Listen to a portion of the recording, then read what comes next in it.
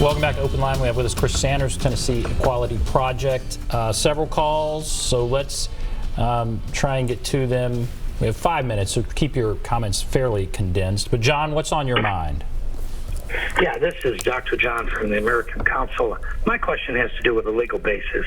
And I understand the presenter tonight is an attorney. Is that correct? Nope. No, he's not an attorney.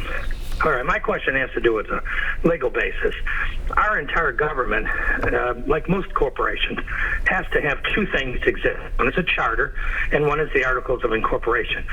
Our charter is the Declaration of Independence. Our Articles of Incorporation, which show us how to do things, is the U.S. Constitution.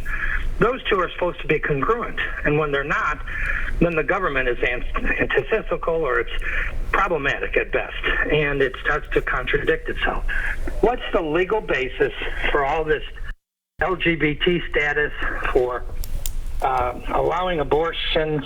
I mean, if the Constitution is supposed to support the Declaration, and the Declaration says clearly all men are created equal, endowed by their Creator with certain inalienable rights, and among these are the rights to life, liberty, and the pursuit of property, which Madison and Alexander Hamilton clearly defined in the Federalist Papers as being what we call the pursuit of happiness through private property and ownership, which is what makes capitalism work.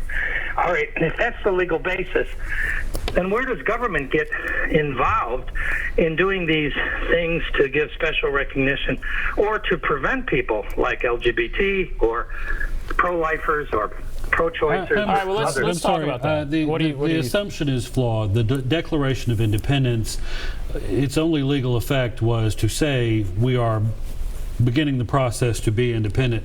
We had to achieve that through war, and it was confirmed through treaty at the end of the war. That's all that did.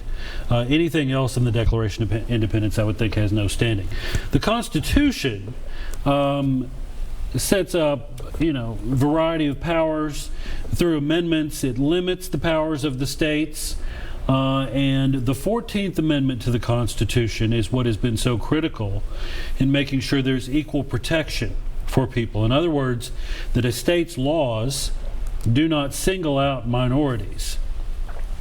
Otherwise, states have wide latitude in the kind of lawmaking that they do. We have a federal system in the United States. Some powers are federal, some are reserved to the states and some to the people.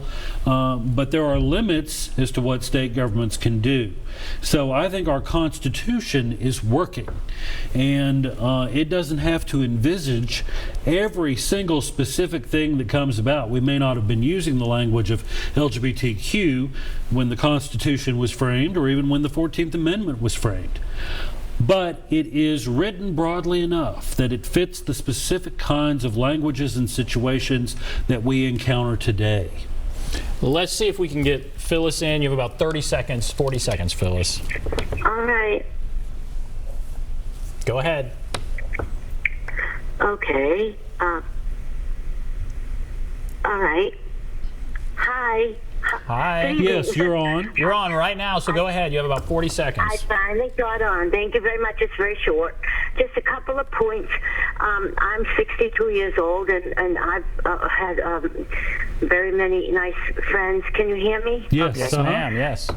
All right. So, science has showed over and over again that the genetics are foremost in gender recognition, and in science and religion are becoming very, very close on the subject, and they know that these wonderful people are creative, good, caring Americans, and religion and science have long ago started to realize this, and to say that it's a perversion to follow your gender is just totally wrong, and I can't believe they're still arguing about this, and I'll let you have a thought on that. Thank you. Okay. Well, I think the point is that as we all learn more about one another and really look to the way our disciplines are advancing, science, religion, literature, we're going to find more acceptance, and that's what I hope is the message. All right, we'll take a break. Be back right after this.